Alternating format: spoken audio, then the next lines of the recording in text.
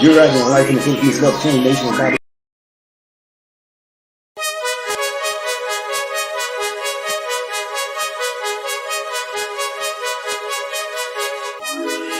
You're rising in life in the Philippines, self-betrayal nation with BobbieD and LisaD. One nation under rule, one love.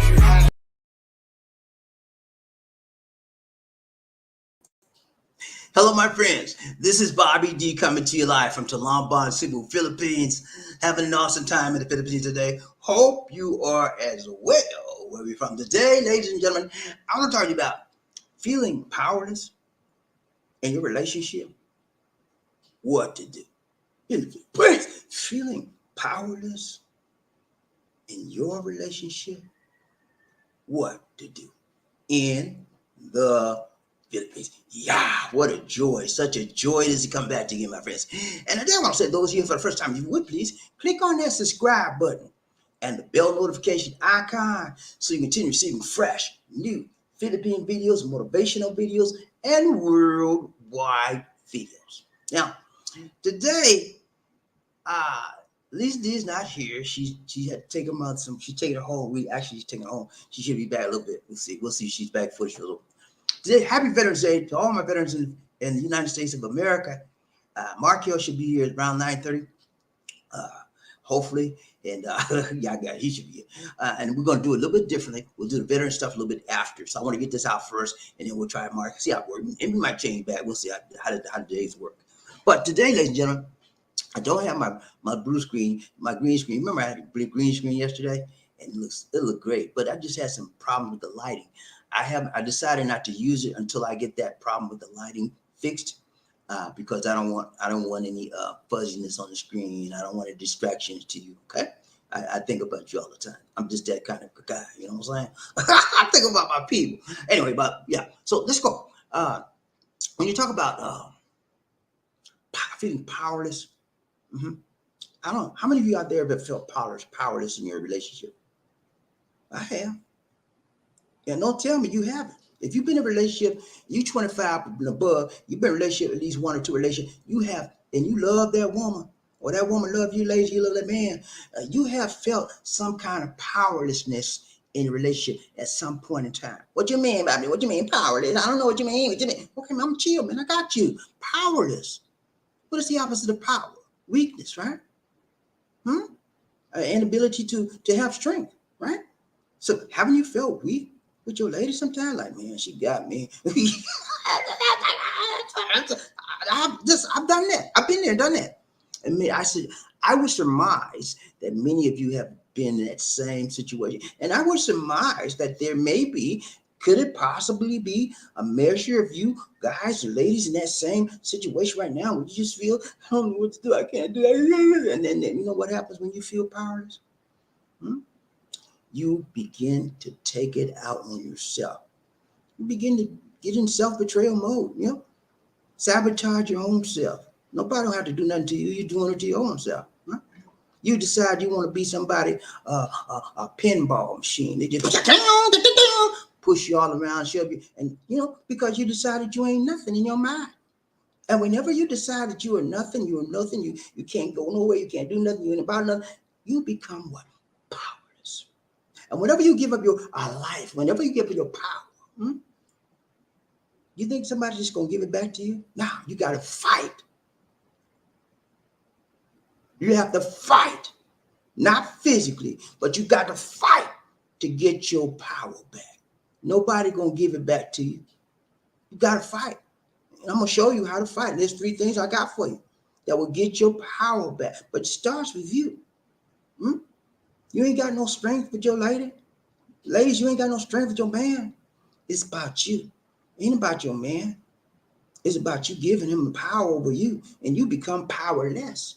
You can't do nothing because he's powerful over you. Man, you can't do nothing because she's powerful over you, and you are powerless.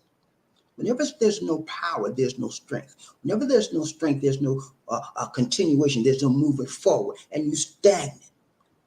And whenever somebody sees you stagnant and they're sort of a dominant person, they're gonna walk all over you because they know you ain't gonna do nothing. Man, he crazy. I got this girl. She ain't nothing. I got her mind right, man. She ain't about nothing.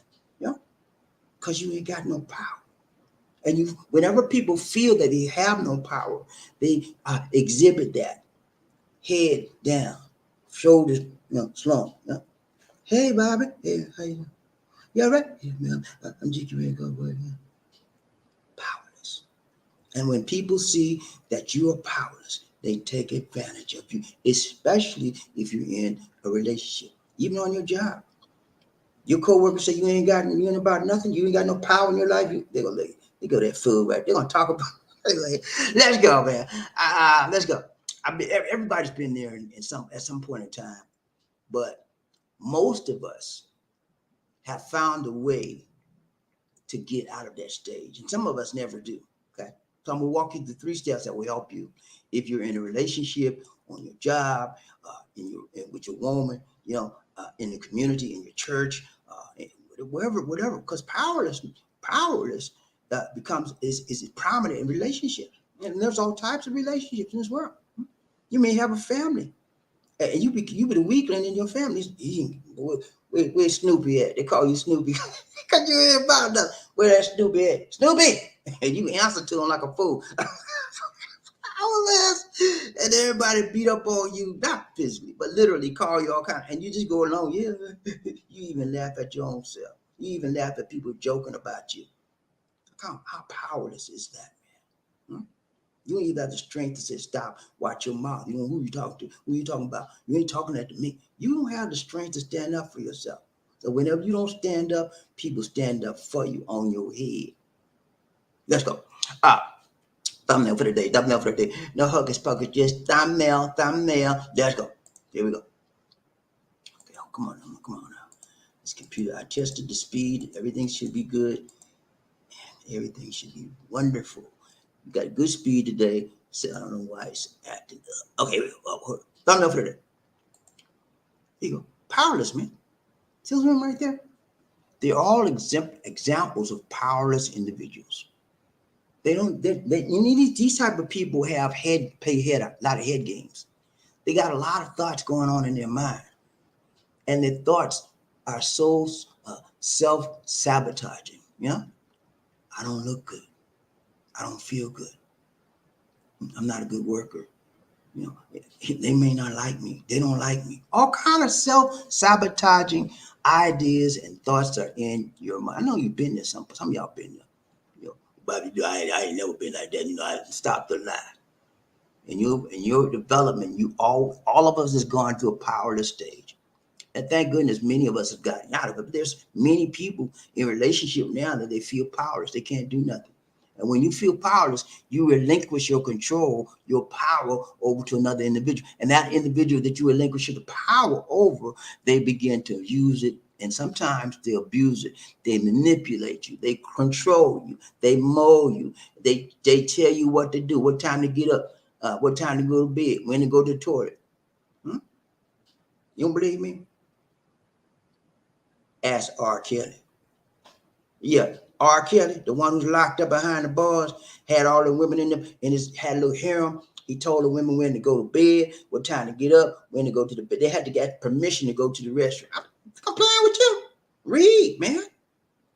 Powerless women.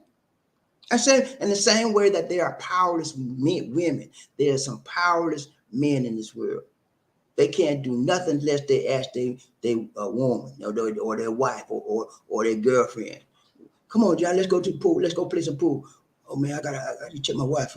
What? Yeah, I gotta check my wife. What? I gotta check my wife. You gotta do what? I gotta check my wife.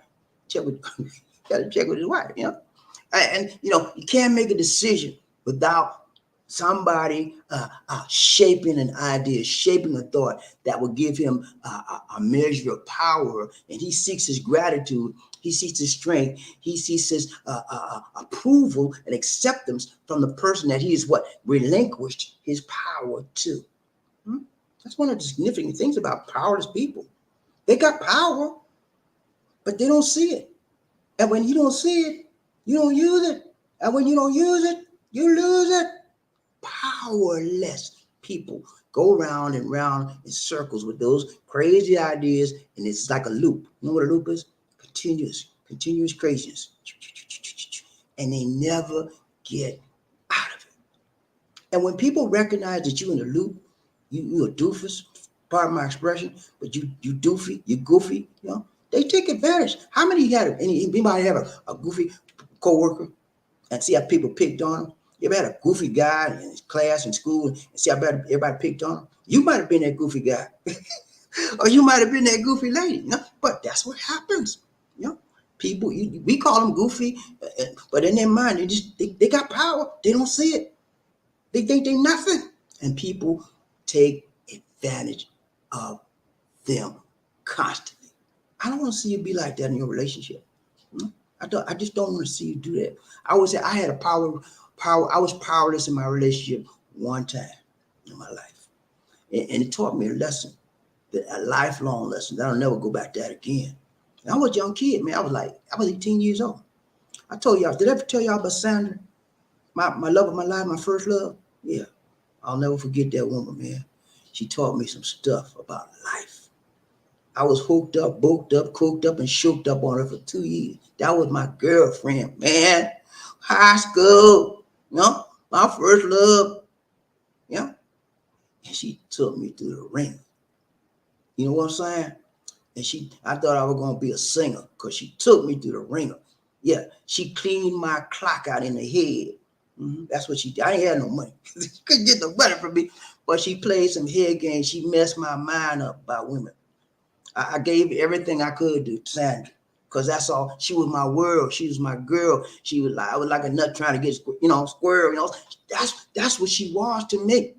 And when I relinquished my power to her, and she knew that, she dragged me through the mud. Yeah, I did it. I gave her money. I helped her with this, helped her everywhere she had a car. You know, I drive. I had a car going to school and a full-time job, and I made time for Sandra. Whenever Sandra wanted something, I would get off my job to look. I gotta go. I'm sick. I'll make up some lie. You know, I'm sick. My mama's sick. And I do whatever she said. You know, she had me.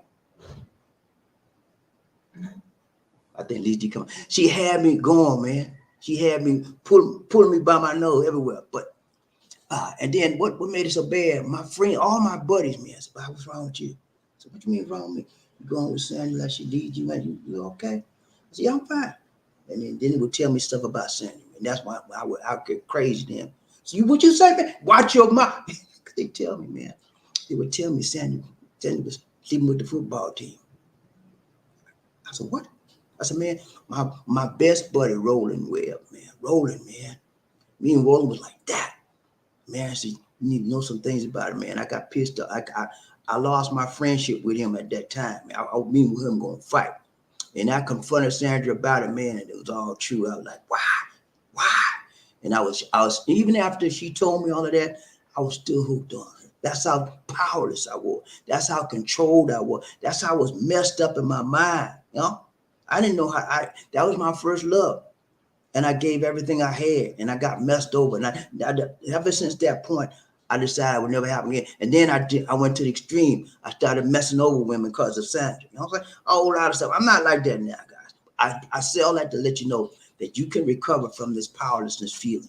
You can recover from that if you have the right people. Hold on 1 second. One moment, please. I gotta let her in. I think she's knocking on the door. So 1 second, please. Be right back.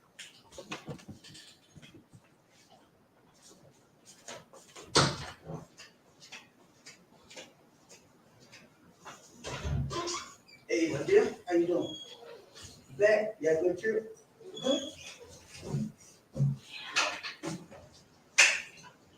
What's up, baby girl?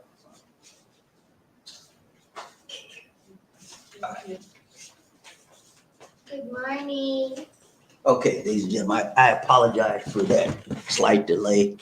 Two came in from her trip. She took her mother home, so she's back now. And so let me get back to anyway. But powerless is a feature in some relationship, and I'm gonna show you some things about it today. Okay, no guess but get that forecast. What we gonna talk about? We're gonna talk about here we go. Three things real quick, and I'm out. Okay, number one, identify your strengths and weak skills. Okay.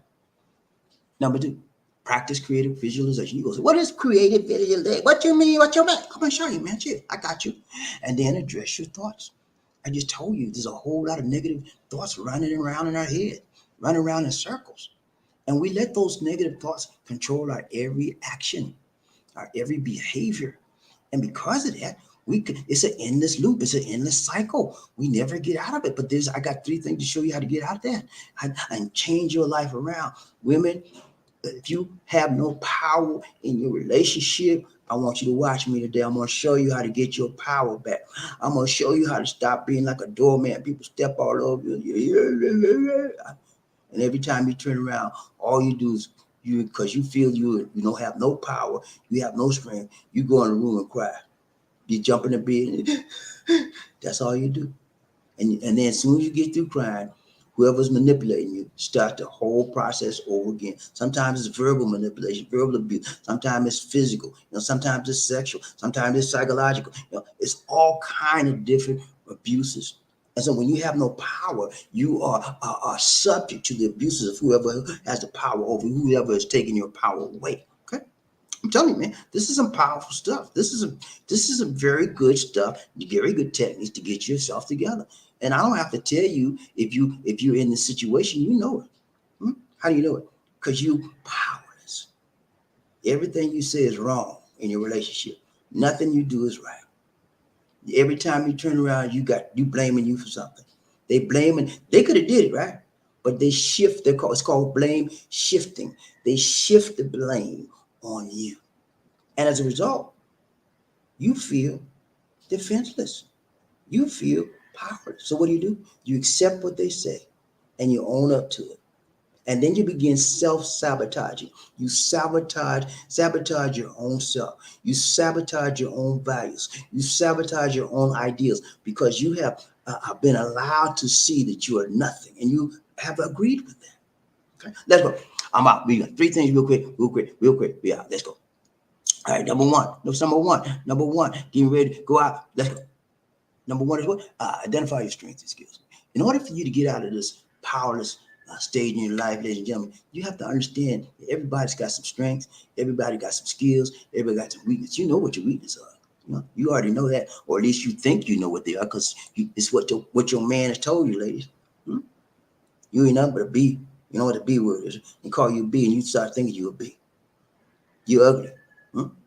Call you ugly. You think you're ugly. You got a smell on. All of that stuff takes away your self-identity. All of that stuff takes away your belief in positivity of who you are.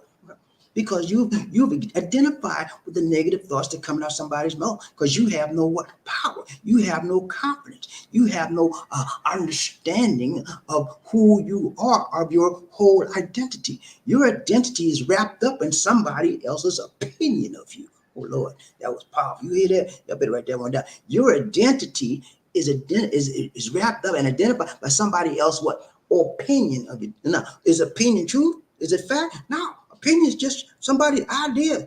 Might be right, might be wrong, but it's their opinion. And somebody, how dare you accept somebody's opinion of you rather than understanding the real person you are? That tells you have not found out who you are and what you are about. And a lot of times, people, when people are powerless in relationships, it's usually people that are younger, because they have not discovered their identity yet. They're still searching. They're still looking. They're just trying to find out what strengths do I have, what can I do, and what am I about, and what I want to do in this world. And so, as a result of that confusion, people that are mentally more stronger, people that are emotionally more stronger, will take advantage of them. And you'll find powerless women in relationship with men that are usually older than them. Okay? That's R. Kelly. He had those young girls. He was like beating them, doing everything. They had no power. He had the power. They gave their power over to him. They were powerless. I'm telling you, man, this is a powerful psychological tool. And the people that they take the power over these women are powerful people, but they don't even know the science behind they're doing. They just know this is what I'm going to do, and they do it. But it's all science-based. It's all science-based, how they put people under their control, because the people have given up their power. They are powerless. Let's go. Number 1. Here we go. Number 1. Now, identify your strengths and skills. That's how you want to get out of this thing. You got to understand, you got strength, you got skills, and you got to know what they are in order to get out. If you don't know what they are, how can you expect to get out of it? You will continue to think you got no strength. You will continue to think you got no skills. You can continue to think you ain't nobody, and you will continue to think what they want you to think. I'm so glad I had a mom. She said, Bobby, I said, yes, ma'am. She called me Bobby. She called me Bobby then. She said, Bobby, I said, yes, ma'am. She said, you need to think for yourself, son. She said, no matter who friends you around, think for yourself. Don't let nobody get you in no trouble. You won't get in trouble for yourself. Don't get in trouble with somebody else tell you. Think for yourself, son. I said, yes, man. I've always think for myself. I've been an independent thing, except when Sandra got me. I learned the thing lesson from her. Anyway, let's go. So let me beat this up. Ask people who like and trust and respect. That's how you understand what your skills are. Sometimes you may not understand and identify what they are. But when you got some people you like, you trust, friendly with you, you honor them, they honor you. You can ask them and they'll be telling me, you're a great thinker. You didn't know that? John, you think really good. You give good ideas. You're smart, John. That's who you do. That's the first thing. Find out. If you don't know what your skills are and what your strengths are, find out. Then write them down. Write them down, baby. Get your little diary out. Start writing the things that you think are positive about you, your skills, and that other people like about you, what your friends say. Write them down. And then start reading them every day. This is what I am. This is what I am. And it's not what somebody told me. I'm like this. I'm not dumb. I'm smart. I'm intelligent. I'm thoughtful. All those things. Write them down. Look for patterns. Look for patterns. Because patterns, things you do consistently, that's a pattern of your life. That's a pattern of how you are. If you're a smart person, you always make good ideas, but you think you're dumb, your pattern is that you're smart because you're always giving good suggestions. Look for patterns and recurring themes. That will tell you your strength, and that will tell you your skill sets. That will tell you what you're all about. And then keep an open mind. Always keep an open mind. Don't be closed-minded because you need to be open-minded to new ideas. The stale, stinking thinking you've been doing ain't getting you nowhere, okay? Build up your strengths, and your weaknesses will eventually take care of itself. Always find out what your strong areas are and move forward in those areas. That's how you begin to identify your strengths and weaknesses. And when you identify your strength, that's how you start getting your power back. I don't know about you, but I don't want nobody messing with my power, okay? It took me too long to get it back from Sandra, and I ain't never gave it up since. Every time you get in a relationship, there's always a power struggle. You know that, man? There's always a power struggle. Somebody, your lady trying to get the power from you, you trying to get the power from the lady. And when you wind up always in a struggle, you'll never work out. There has to be some balance. There has to be some control. There has to be some modicum of uniformity that you both agree upon. And that's how you get a successful and a beneficial relationship, by shared power, not authoritative power, not dictatorial power. If you get in a relationship with it's my way or your way or the highway, ladies, get up out of there. Says and Willis, I'll see you later. I don't flow like that. That's not my cup of tea. I'm not the kind of lady. That's how you tell them, and you step. Okay. That's how you do. And because power, when you're in a relationship, power has to be shared. If that the relationship will go up and move forward in life, it has to be shared. You say, well, Bobby, yeah, I'm a man, I'm supposed to be Bobby, I'm supposed to be the top of the dog, I tell what to. Okay, you can be the man all you want, but you still have to share power.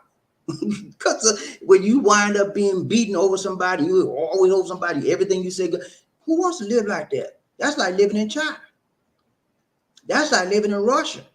That's like living in Afghanistan, where you have no voice, you have no say-so, and who wants to do that? You have to learn how to accept people for what they are, who they are, and then come together and share power, share decision, and so forth. Now, ultimately, there's one person that has to be the head dog, the leader. When you can't get to come to consensus agreement, then that person takes over. But there has to be some shared authority, shared decision making in a positive, lovable, viable, sharing, caring relationship. If you don't have a relationship where you share decisions and you just my way or the highway, look here, man. Ladies, some ladies do that too.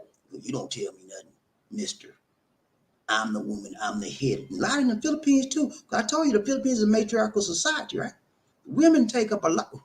You wait till you come out here. Y'all haven't been out here. You wait till you come out here. Women run these households. I'm telling you, man, the Filipinos, Yeah, nah, ain't nothing getting away. Ain't nothing coming to the house and the women don't check it out.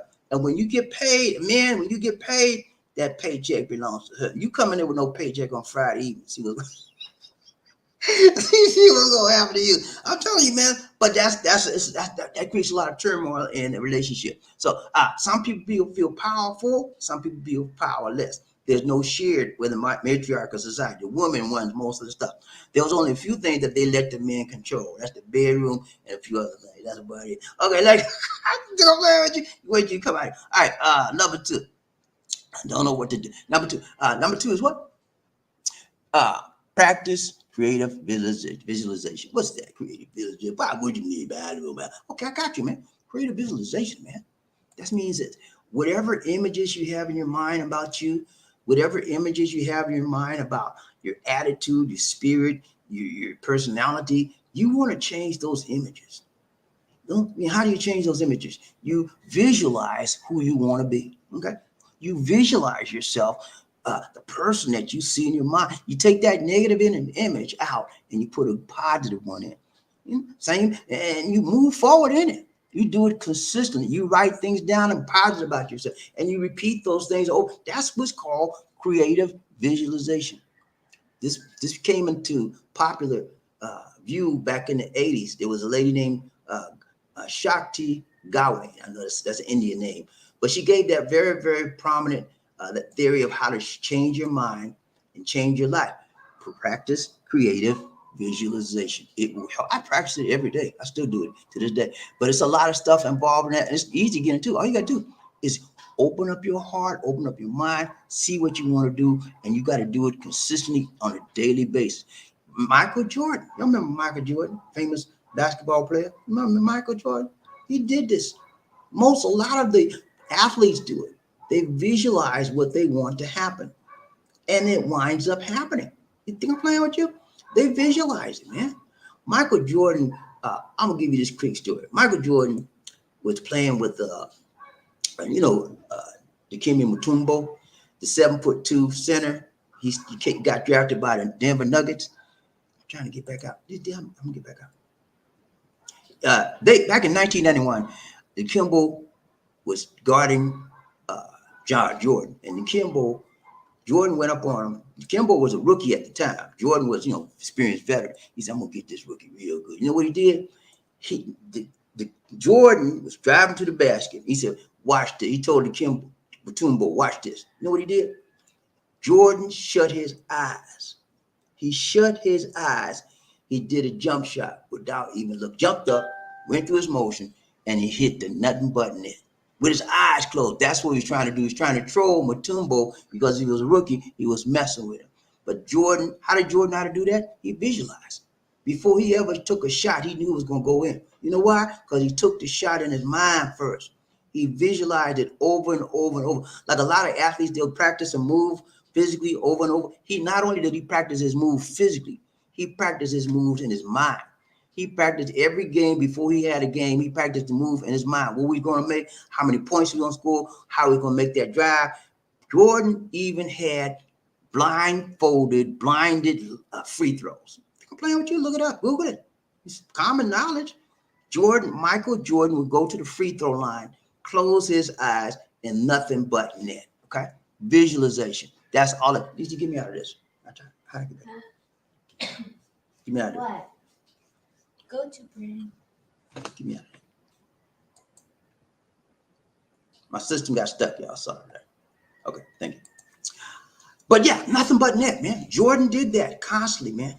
And that was about his visualization. One of his techniques in training was to visualize. He would actually sit down every day, visualize his game before he even played the game. And so when the time to game, all the moves he made in his mind, he just transferred it to the court. And so that's the same way we can do it anytime. Anytime we want to make a change in our lives, anytime we want to make a positive change in our lives, move from a negative to the positive, you take out the negative and put the positive in. I know it sounds simple, it sounds crazy, but it's doable and it can be done. And people do it every day. Athletes, businessmen, you name it. People that have an understanding of what creative visualization, want to make a change in their life, they do it, man. I'm telling you. It happens. And if you don't have an understanding of how you want to make changes in your life and the way to do it, you're going to be going around in circles in your mind, and people that are controlling you will continue to control you until you realize that I can't take this anymore. And then you make a change. Okay. Let's get back to where we were. Number two, that's a quick story. Where was I? Right here. My system's messing up, y'all. Excuse me. Hold on. Come on now. Pull it up. Pull it up. Here we go. Okay, so those are the creative visualization, man. You train your mind. Yeah, you said mind's a terrible thing to waste. Yeah, it is. We only use about 10% of the full capacity of our mind, our brain, man. Train your mind. Everything starts with the mind. Everything. See what you want to see yourself to be, man. Change the powerlessness image to a powerful one. Walk by faith and not by sight. That is a scripture. You said walk by faith and not by sight. Bobby, how am I gonna see if I don't walk by sight? You see by faith. See, when you walk by sight, things become what? Possible, right? You walk by sight. You can walk across the street. It's possible because you see the street. You see the crosswalk. You see the end of the other street. You can walk by faith. You can walk by sight across the street. But when it comes time to walking by sight, you got to have some invisible power. You know what I'm saying? All things are possible when you can see it, right? You can do it if you can see it, right? But what happens when you can't see it? They become impossible. You can do the impossible when you walk by faith. You have to have faith. And where does your faith come? The Most High God. You got God on your side, all things are possible. You can walk by faith and not by sight. That's it, man. Creative visualization is all it is. It's breaking down to a whole lot of different fields. I just made a lot of different terminologies and stuff, all relatable, but they're all obtainable. Visualization is more important than knowledge. That's what Einstein said. Look it up. That's one of his famous quotes. Visualization is more important than knowledge, because visualization allows you to become a life to become obtainable through your mind.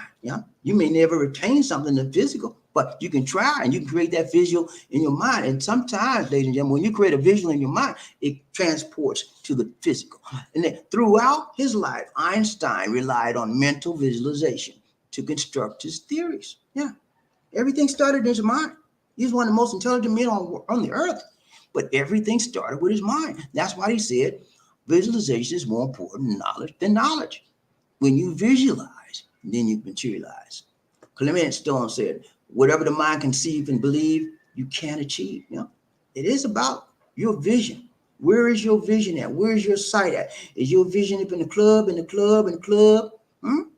Where's your vision at, man? On your wheels, on your car, where's your vision, man? That's all you got? That's all you're thinking about is car? And that's all you think about, that curve, one with the curved body? That's all you got? Come on, man. Where is your vision? Another scripture in the Bible says where there's no vision, right? The people do what? Perish. You got to have insight, not just sight. You got to have insight. That comes from the internal side of you and your mind. When your spirit and you have to have an inner vision in order to create an outer vision. Okay, you with me so far? Let's go. I've got one more and I'm out, man. I know y'all tired. I'm tired. I won't go to sleep. I'm tired. I know you are. But hey, just bear with me 2 more minutes, man. We be done. Okay, let's go.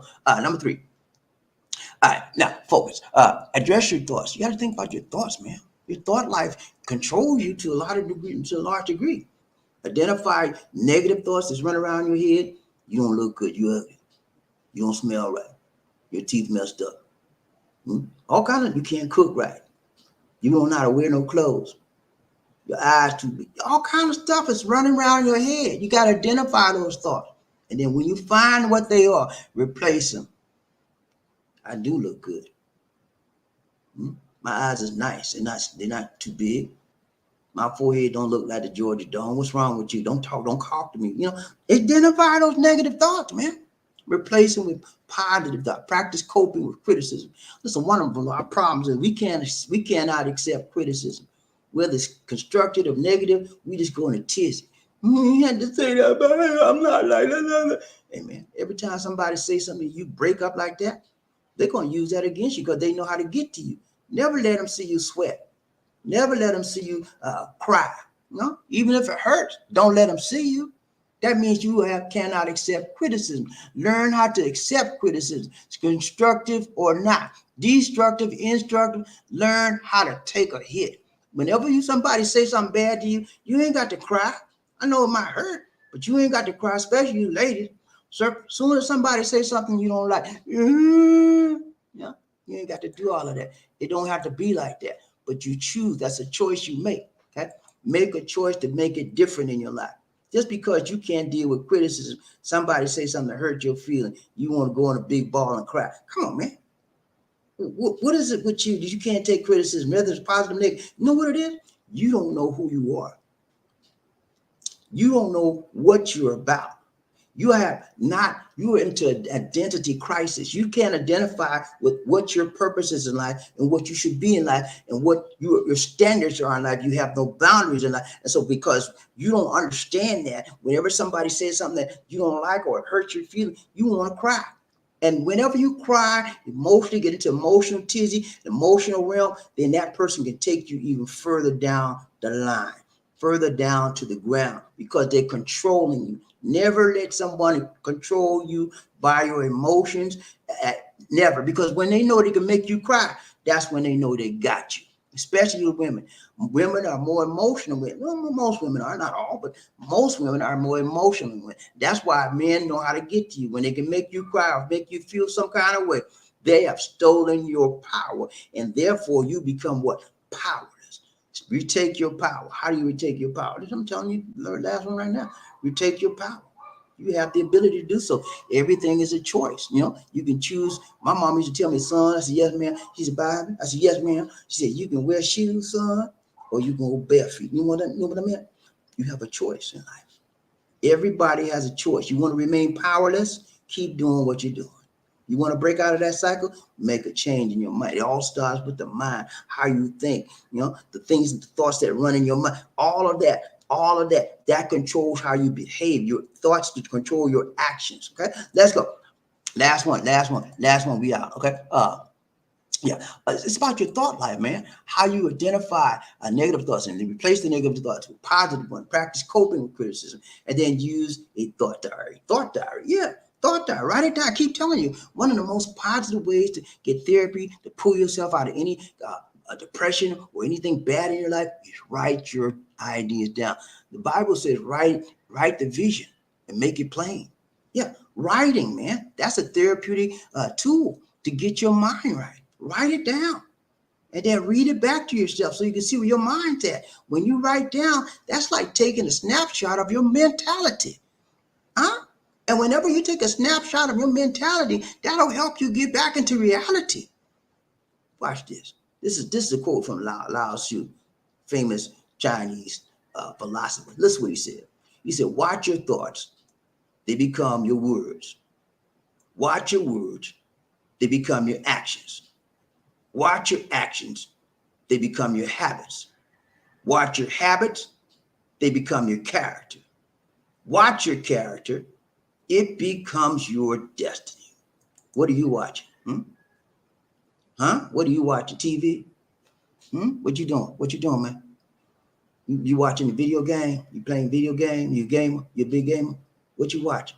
That's why you all messed up right now. You're not watching the right things. You're not dealing with the right things and the right issues in life, okay? And you're confused in your life of where you should be and who you should be about, what you should be about doing.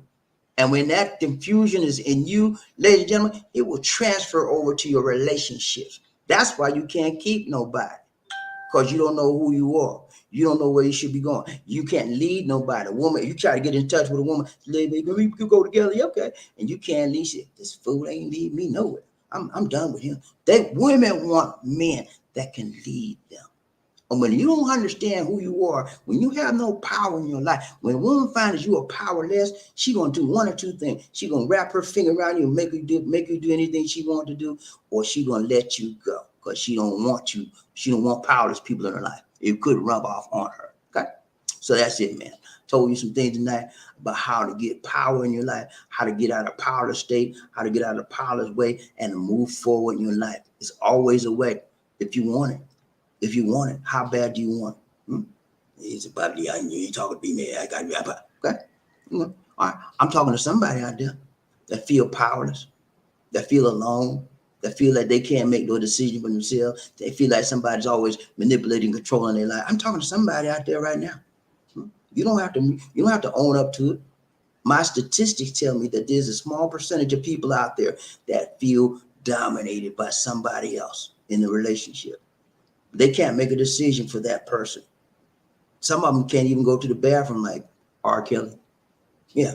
Some of y'all out there watching me right now, sitting up in somebody's man's house. He don't want to let you, can't go out the door unless you tell him when you going, when you coming back, how long you gonna be gone. If you're 1 minute late, lower the boom on you. Okay. I know you're in a relationship right now. You're in that. You need to get out, regain your power, retake your power. How do you do that? I gave you 3 things. Let's go in real quick.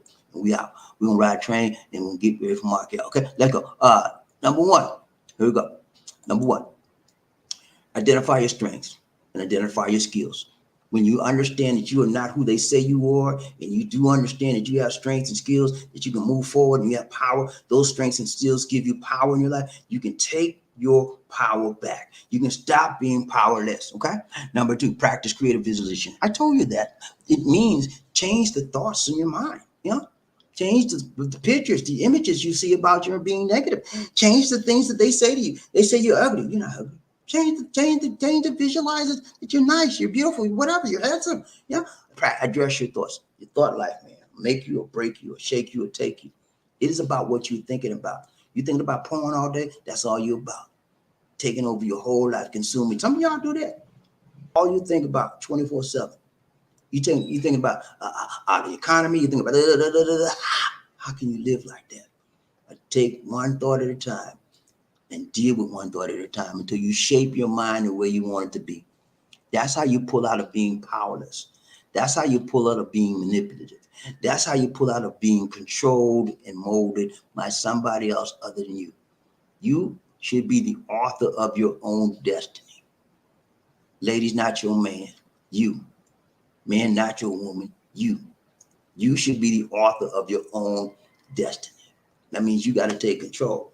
You got to retake your power and get back in your life. Okay. That's it. That's all you got to do. All right, let's go. We finna ride this train today, and then we'll get ready for Markell to come on the train. People get ready. Whether the train is coming, don't need no ticket. It just get on board. All you need is love. Who? Say it again. Say sweet, sweet love. Don't need no ticket. You just get on board. Get on board. Y'all ready to ride train, BobbieD and LisaD, one nation, groove and love. I gotta find out who's rough enough, tough enough, buffed up enough to be the first man in the heat out. One more, please. Get a little dry. When I say toot toot, you say all aboard. Toot toot, toot toot. When I say all aboard, you say toot toot. All aboard. Let's ride this train. Y'all ready to ride the train? BobbieD and LisaD, one nation, groove and love. Let's go. I gotta find out who's rough enough, tough enough, buffed up enough to be the first man in the his house. Who that say they gonna beat them? Say, I need to know, man. Inquiring mind want to know who that say they gonna beat them. Say, let's go. If I saw Smooth, you good, man? So good to see you. So good to see you. So, hey, Smooth, you did it today. Congrats to you, man. Congrats to Smooth Sounds.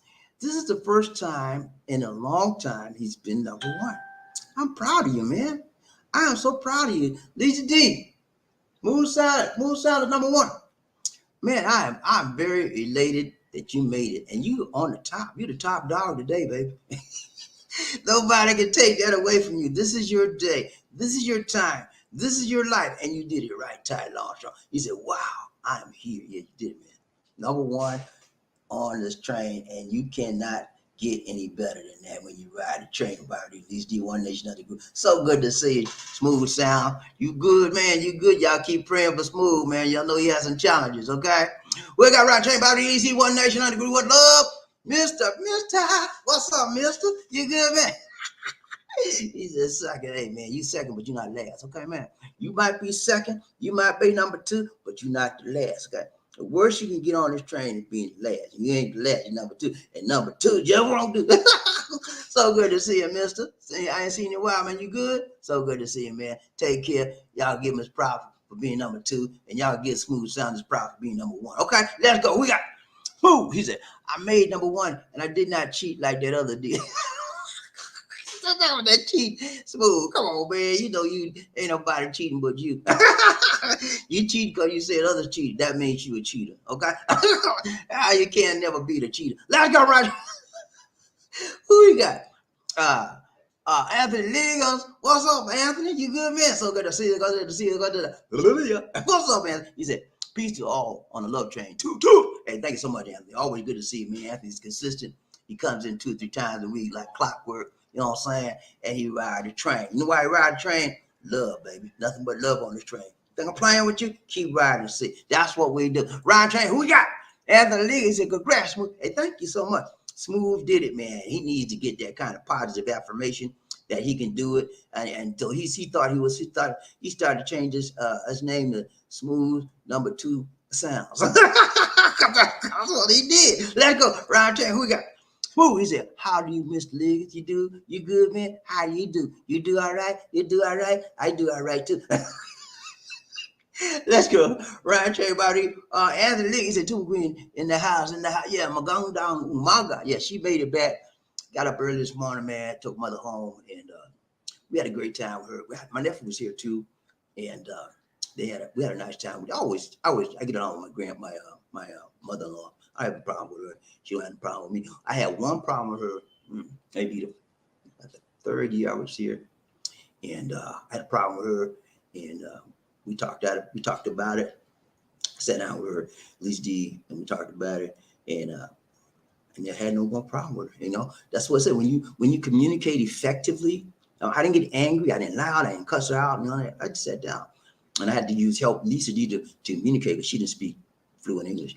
And it was, I ain't gonna tell you the issue, but I just laid out my concerns. I laid out my concerns in a very positive manner, in a loving manner, because it wasn't about you pointing the finger. It wasn't about that. It's about, this is an issue here, and we want to solve it the best way. That's how you get positive results, positive outcomes. You handle it in a loving, caring, sharing manner, and you handle it that's so both parties can get something out of it. You know what I mean? It should be, anytime you have a problem in your relationship, on your job, in your community, in your church, in your family, it should be a win-win solution.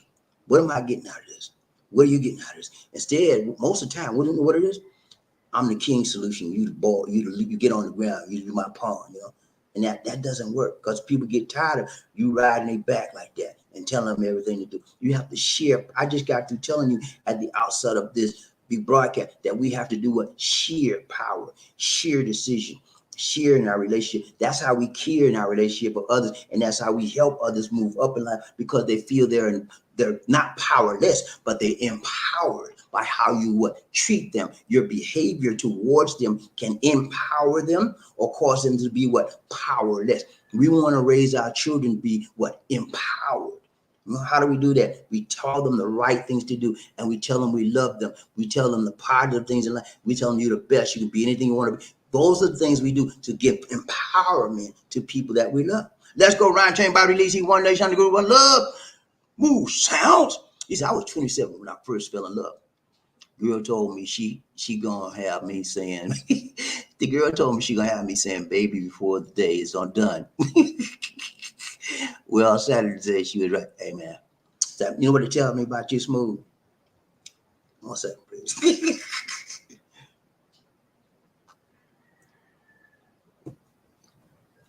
It tells me that you're highly influential. I could probably hypnotize you like that if I wanted to, because I'm not hypnotized.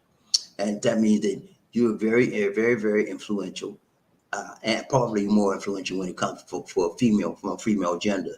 You're probably even more influential because you have a soft place in your heart for the female gender. So when they say something that you like, okay, you want to do, but you people like you, Smooth. Oh man, you just right for the taking. I could hypnotize you and get all your money. That's probably what the girl did too. She hypnotized you. Anthony Lee said, Same thing happened to me. Move, except it wasn't baby. She had me saying, what? She had you saying something else.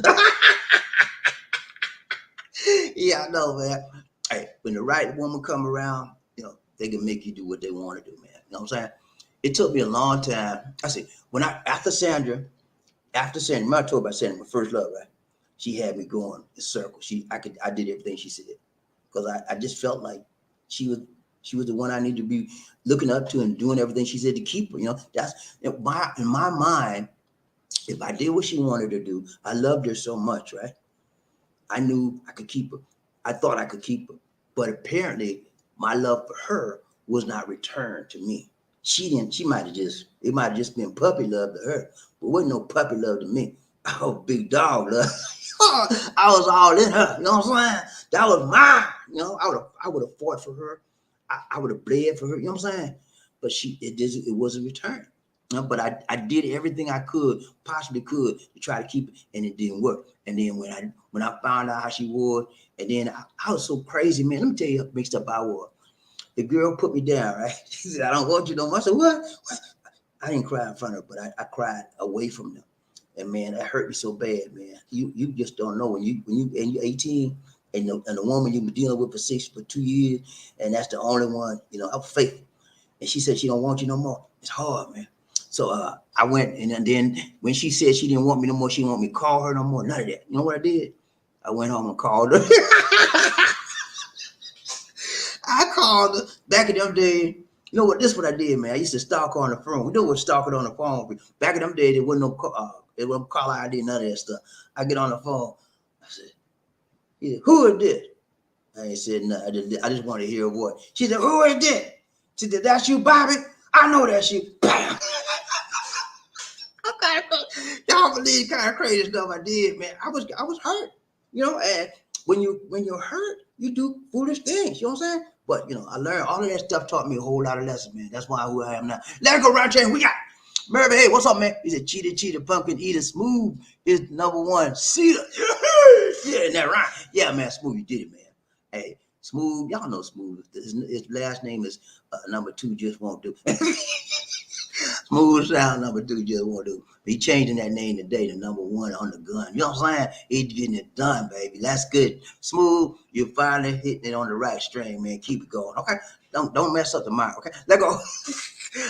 Murphy, what's up? Excuse me, a little bit of gas.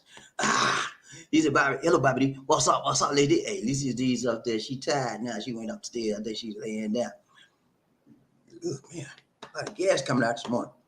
What's up, man? Hey, so good to see you. Murray Aiden out. Ryan Chain, who we got? Anthony Liggins. He said, "You right, Bobby. Bobby, like the Isley brother used to sing. You got to go. Fight the power. Fight the power that be. Fight the power." Remember that song? Fight the power that be. Remember that song? Yeah, man. Hey, man. Back in the day, Isley brother was a man. You know what I'm saying? They were the band. They had some good songs, man. Some good songs. And some of those songs are still going strong to this day. You know what I'm saying? Hey, that's one of the tops band back in the day. Then we got right check. We got Anthony. He said, "What up, Gunny? Peace, bro. Good to see you in the house." Gunny made it, man. He wasn't playing. He put that gun down as he was cleaning the gun. He said, "I gotta put this down." He said, "I figured out when I'm done." So I tell you about these one. Who we got? Murphy, hey, he said, "Hello, Train. What's up, family? We doing good, man. Good to see you in the house today." Murphy Hayes in the house, got in the house. Go finger. Let's go, right, Train. Bobby, Lisa, one nation on the group of love. Murphy Hayes, I'm good, sir. Anthony. Hope you are well as well. Good to see you in the house today. Right, Train, Bobby, Lisa, one. Boo, Sam. He said, "Yes, Jordan did all that, but Spudwell power slammed over Jordan." Yeah, I mean, you had to bring that up, didn't you? You had to bring that up. He had to bring that. Y'all remember, I don't know if y'all remember Spud Webb. Probably got to be like 40, 45. Remember Spud? Spud was like, I guess he was every bit of 5 feet 1, something like that. Spud can play ball. He was a baller. You hear me? I don't know how he got up there, man. Spud get ready to do a dunk, he could get up on a hoop. And he wasn't taller than me. I'm 5. I think Spud was 5'2", 5'3". Spud he could whip that ball around anybody. That's why he got in the game and being such short height. He was super on the ball. He didn't have no height. But yeah, Spud Webb dunked on him, man. That was shameful. I don't think he'll never. Spud Webb probably will remember that for the rest of his life. If Jordan wanna laugh that one off, but you can't laugh that one off, Jordan. Jordan's 6'6", and Spud was like 5'2", 5'1", something like that. And he dunked him, man. He shamed him to the whole league. You know, he'll never get over that. But Jordan was my man back in the day, though. You know, they say LeBron is the man. Now, I'm gonna tell you what. Jordan has an 83.5% free throw percentage shot rate. Okay. What's up, Markell? Say, I'll give you a minute, Markell. Jordan had an 83% for his career, 83.5% free throw rate statistically. LeBron James had a 73.1. Okay. And LeBron James, he good, but he ain't no Jordan. Okay. Kobe might have been close to Jordan, but I still think Jordan, over all those three, Jordan is the best. Okay. That's just me, because I guess because I went through Jordan, I lived through his whole career. You know what I'm saying? I seen him from NC, North Carolina, up to all of them teams he was on, and then I seen him got to be a billionaire. I seen him be cheap too. He don't like to put it back in the universe. Let's go. We're gonna do two more, then we're gonna get Markell. Anthony Lee, what's up, man? He's a good word, but I practice visualization before important engagements. It makes a difference. Yeah, it does, man. Practice makes perfect. And so when you practice in your mind, whatever you have in your mind, it usually will transfer to the physical realm. You know, that's just a truism that stands to this day. You know, the Bible said, write the vision and make it plain. You know, Clement Stone said, whatever your mind can conceive and believe, you can receive. You know, you can achieve. You know, all those things are true. Let's go. Murphy Hayes, he said, most of the time it's the lack of knowledge that make a person highly controllable. The more you know, the less chances are of being controlled by another. True. That's true. A lot of times it is the lack of knowledge, but it is the lack of knowledge that you are somebody and you are worth somebody. Sometimes people make you think you are worthless. And when you feel in your mind and your heart that you are worthless, even though somebody may tell you, right, if you feel that person that you love, you are more influential over you than anybody else, you feel like that, you feel powerless, you give your power over to them because you feel like nothing. People out there know how to make people shame and make them feel little and make them belittle people, make them feel like nothing. And that's what happens when people have given their power. We're going to run through this real quick. We're going to get Markell. Murphy, you got an open game. Yeah, I'm telling you, man. Round chain, Murphy, whack that button. Everybody hit the like button for one time. 1, 2, 3. Chit your pie out. 1, 2, 3. Chit your pie. Hit that like button. Let's go. Smooth, Canadian football is boy. Yeah, man, I don't watch that. I never watched that. Let's go. Smooth, Liggins, what did she have you saying? don't say it, Liggins. Don't say it, man. Smooth, so I said, okay, I cheated this time.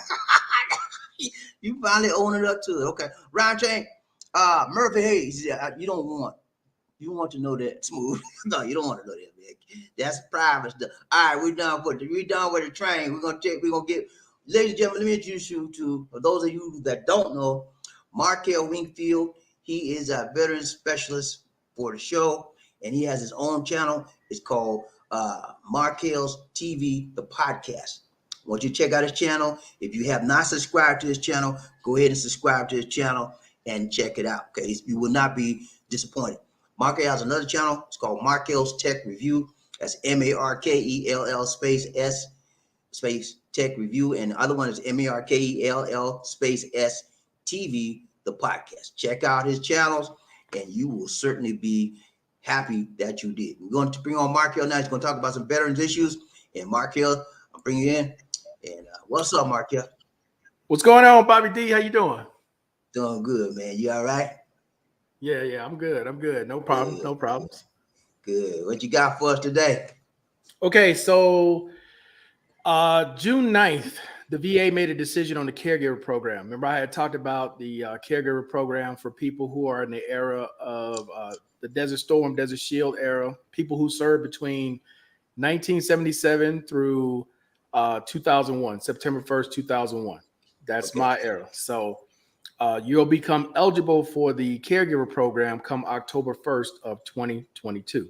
Okay. On June 9th, the VA made a decision to suspend kicking people who are already in the program off, to make changes to the program because there were a lot of people who were approved for the program who should have never been approved. Okay. They were going to kick a bunch of people off. They were going to kick off half. There's about 33,000 people currently in the program. Mhm. Their plan was to kick about 16,000 out of the program. But because they raised so much hell and they made such a stink about it, the VA changed their mind and decided to keep everybody in the program. That's the Now, the best. reason why I bring that up is because people in my era who plan on applying, you might as well get ready because you're going to get scrutinized like no other. It's Right. always the last groups that catch the most hell. Right. Anytime any program was easy, Bobbie D, people abused it. There were people, veterans, lying about being married, lying about having family members taking care of them. And the VA does inspections. So there's no point in thinking you're going to get away with it. They're going to just show up at your house because you supposedly can't do nothing. So you should be at home. Well, no, these veterans was out in the casino. They out driving around when they're not supposed to. Yeah. They all on vacation, on sea-doos and all kinds of stuff. It's like, okay. That is crazy. Insanity. Yes. So I wanted to make sure I put that out there, man, for those of you who have a caregiver and you're thinking about getting a caregiver, and it's only for the U.S. and U.S. territories. If you're overseas, you do not qualify because the U.S. government is not allowed to just go into people, knock on people's doors in foreign countries and check on you. Okay, that's part of the qualification. They have to check. They do inspections. Now, how often they do the inspections, I don't know. Are they going to call you? Most of the time, no, because if you that in need of help, where the hell are you going? Unless you're going to an appointment or something, a church or something. Where you going? Yes, you did. If they get a caregiver, do they get extra money for that caregiver? Your caregiver gets the extra money. Your caregiver gets anywhere between $400 on the very minimum, all the way up to about $4,900 a month. Woo. The worse you are, the more you get. So normally you would want either a spouse or a family member because they're the ones who's going to get the money. So you can imagine if you're a veteran, just say you're a veteran receiving 100% and you're already getting like an SMC, like aid and attendance. Aid and attendance, basic aid and attendance, and you married, you're probably looking at about $4,400 a month. That's just the veteran. Then your spouse could get up to another $4,900 on top of that. Ooh, I like that. Now, I'm not telling you all this so you can go fake. No, I ain't gonna go to jail for trying to fake it and come up with stuff. So a lot of people out there got that on their mind. I'm gonna fake this. Don't do it, y'all. Don't do it because you will get caught. They check up on you. And it's definitely not worth it. So now I'm going to answer what is the caregiver program? Because you know that question is coming. Okay. Yeah. What is a caregiver? A caregiver is someone who helps you in your daily life. Some with basic things that you can't normally do on your own. For example, someone helps you take a bath or give you a shower. Someone brushes your teeth, physically brushing your teeth. Someone physically helping you in the bathroom. Use number 1 or number 2. Physically helping you. Physically comb your hair or brush your hair. Physically feed you. I don't mean cook your meals. I'm talking to take a spoon or fork and actually put the food in your mouth. That is a caregiver. People normally get that confused with, well, I need somebody to clean my house or my apartment, wash my clothes. That's a maid. You know, make cook dinner for me. That's a maid. Okay. Do not get those two confused. Now, another thing that you need to be aware of, if you haven't had a caregiver in the last, I believe it's 6 to 8 months prior to applying, there ain't no point applying because they know you just basically want the money. Yeah, if you needed a caregiver, you needed a caregiver prior to the last 8 to 6 months. And now all of a sudden you applying for something you've never asked for before, you never talked about before. So they already know. As soon as you go there and say, okay, how long you had a caregiver? Oh, I just had it since yesterday. Yesterday? No. No, don't even try that one. That's not going to work. They are really scrutinized this program because so many people have cheated them out of the benefits that they shouldn't have gotten. They're not going to just take any old answer. It's not like it was when it first started. So, yeah, that's basically what a caregiver is versus what a maid service would be. Don't get those two confused. If you get a caregiver and you hadn't gotten approved, they reimburse you for your money once you get them? In other words, you got somebody to do everything a caregiver does, but you don't have the program. And then you say, well, I got this lady, can she qualify? Would that work? What do you mean by, well, you're asking two different things. Now you're saying back pay for when they've been helping you before? Yeah, Or you just saying, no, just saying that you got somebody that's doing the role of a caregiver and you want to get them in the program. How would they look about that? You already got a caregiver. Okay, if you already got a caregiver, how would you get started? Okay, you can go online. There is a basic application, just basic qualification online you fill out. Once you fill that out and you qualify, then you would set up to go to an interview at the local VA hospital, because that's who runs the program. It's not through Cup and Pen. It's the hospital that runs the program. So once you do that and you qualify, and an easy way to know if you qualify, ladies and gentlemen, is very easy. Well, I shouldn't say it's very easy, but if you're already approved for aid and attendance and you got an SMC for aid and attendance, you pretty much in, because that's basically the same thing. Okay. So if you're already receiving, like I receive aid and attendance already, because I have a caregiver here. I could go back to the States if I wanted to, and say I get married here, we go back to the States, she'd be entitled to whatever it is they want to pay me for how many hours she takes care of me. Wow. You know, that's how easy that is. So it's not like I just all of a sudden had a caregiver. No, I've had a caregiver for the last 7 years. Right. And, and there's a history of it, and the VA is well aware of the history of it because it's all in my medical file. And that's another way they know is in your medical file. When you go to the VA, they note every damn thing. Y'all should know this. The way you look, if you shave, not shave, your fingernails clean or dirty, your clothes clean or dirty. How'd you get in here? Who brought you? You in a wheelchair, you in a walker, you wearing braces, you're not wearing braces. Every damn time you go into a VA, they look you head to toe and they see what kind of condition you in to see if you're lying. There's a lot of people coming there, well, I'm homeless. You got a fresh haircut, nails clean, you smell good, and you homeless? How? Ain't no way, Jose. So, yeah, that's for the caregiver program. Now, there's one other thing I want to say, Bobby D. I went to an appointment here last Tuesday, and while waiting to go to my appointment in physical therapy, there was a group of guys that came in, looked like they had been sleeping on the street, smelled like just straight ass. I'm just you'll say it. They smell like straight ass. I'm thinking to myself, how did these homeless Colombians come up in here? They weren't Colombians. They were Americans. They're Americans, Bobby D. They were veterans who were here in this country addicted to drugs. Oh, okay. Drug addicts. They living in the worst areas. There's 4 of them living in a house in one of the worst areas in town, paying about $400 a month, because I talked to the caregiver, the physical therapist about it. And it's a shame, Bobby, and they're not the only ones. There's tons of them here that are hooked on drugs, that have barely no money, because the rent's only $400. You got 4 people living in a house, it's only $400. Yeah, ain't nothing. Yeah, they're only getting 30, 50%, which is maybe $300, $400, $500 a month. That's it. Right. And they living illegally. Yeah. Their visa has expired. They don't want to go back to the States. They don't qualify to get a visa here. So they just stay in here illegally. Wow. Yeah, and they never go down there and reinstate their passports or visas or anything like that, because they can't. If they do, they get picked up and deported. What about the drug programs? Are there any legitimate drug programs that the VA has that will get somebody off drugs if it's a veteran? In the States and in U.S. territories, but not overseas. Not oversease. They just out of luck, man. No, yeah, I'm sure there's a bunch of them there in Manila or in Cebu. Yeah, I think so. They're everywhere. Yeah, there's a lot of homeless Americans here in Cebu and in Manila, all over.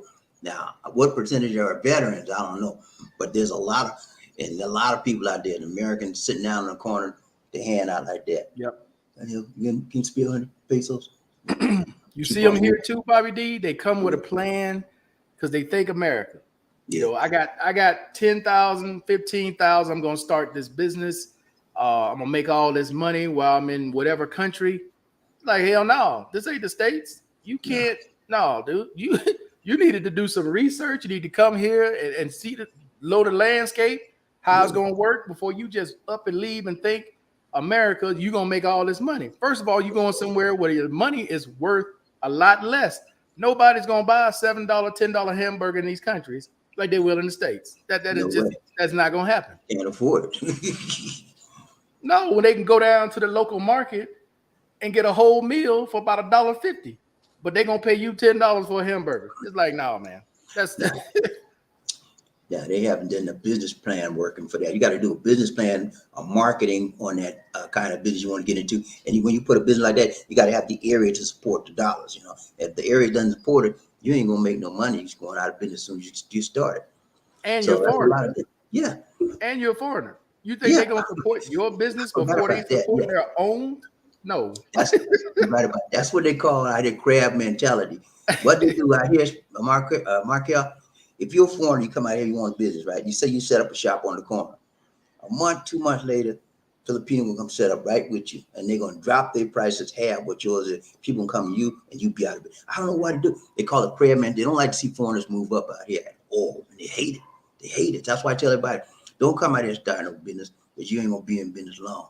Before they get through with it, you're gonna be out of business because they don't like that out here.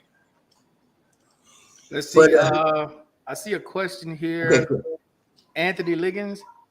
Okay. Markell, I saw an ad that says veteran can now appeal online. Yes. I forgot to. I was going to do that one on my show on Monday, but yes. So the VA sent out an email. I believe it was either yesterday or the day before yesterday. Where now, instead of you having to apply through an application, you can apply straight online for an appeal. So you got 3 options on the appeal. You have the normal board appeal, where you can appeal before a board and present evidence, and they'll review it and make a decision. You have one where you can actually do a video conference and, say whatever it is, present whatever it is. Right. Those usually take anywhere from 2 to 4 years. Okay, when you apply. The quickest one is the one where you send it to the board, and it's basically just like a higher review. They just don't contact you. That's the quickest one, where you present, this is what happened, this is what's wrong, this is what needs to be corrected. That one will take anywhere from 90 days to 6 months to do. So you have 3 options, but yes, you can do it directly online through va.gov. If you already have an e-benefit account, it'll switch you over to va.gov, and you can do it directly on va.gov. Appreciate that question, Anthony. I forgot about that one. The advantages of doing it online is just more speed, quicker. Correct. You don't have to take that extra step of going down to Comp and Pen to file the paperwork that needs your actual signature on it, because they got all your information right there from e-benefits. So there's really no reason for you to keep going down there, or either you print it out and then you got to fax it in or mail it in. Takes more time, where you can just streamline. The whole process should have been streamlined anyway. The VA, they just slow to get things done, but this is a quicker way to get things done. Yeah, that sounds like a better process to get things done quicker and faster rather than actually going in there. The only thing I look at it may be negative is that if you don't have all your ducks in a row, everything correct, when you send that stuff in for review, it's gonna be kicked out like that too. You're gonna get a decision quick, and it's not gonna be the answer you want. And it's like, but I always tell people, BobbieD, okay, this is why you get a copy of your claim file. You don't just go and say, hey, this is what's wrong with my knee, and you got no evidence to back up what you're saying. You need to know what's in your file. You go into a fight blind. You don't even know what's in your file because you don't have a copy of your file. You never read it. You don't know what the doctor says. For all you know, they could be giving you a placebo, telling you, oh, yeah, that's what's going on with you. But behind the scenes, veterans hallucinating, blah, blah, blah. You need to have a copy of your C file to know what's being said about you. So when you do have an argument to make, you know what you're arguing about, versus you don't have your file, you just shooting in the dark. You don't know what they're saying about you. So that's part of the reason why you need a copy of your compensation file. And it's easy to get. You can go online and apply through the, what's it called? The HIPAA Act? What is it? Release of information. The release of information. Yeah. You apply for it, and it usually comes back in a disc where you can stick it into your computer, or they'll send you a SD card. Your entire file is right there. You should have a copy of it. It's nice. All right. What y'all got any good question for Markell? What is a caregiver program? And that's it. Okay, Markell. Thank you so much, man. I appreciate that. Talked about the program, about the caregiver program, and what needs to be qualified. Talked about the review.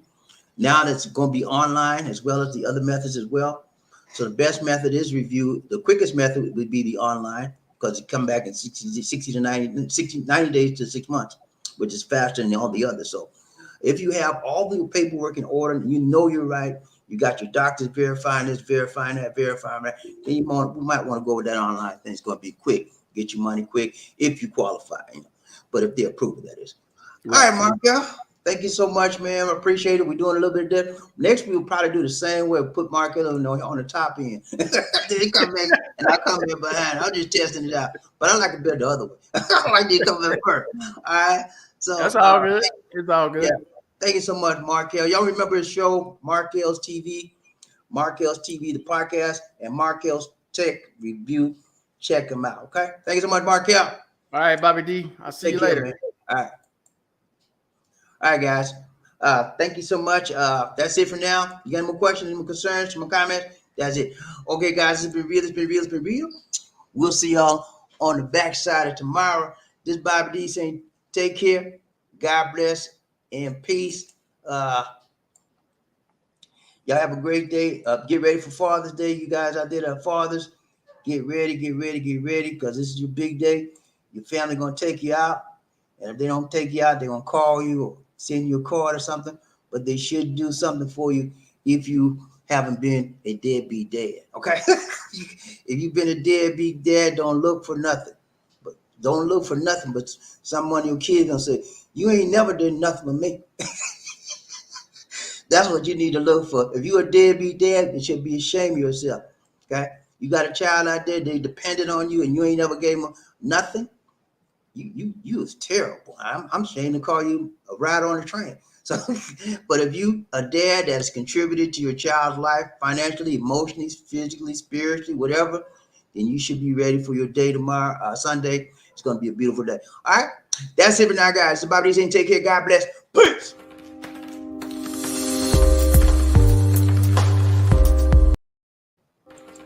And peace.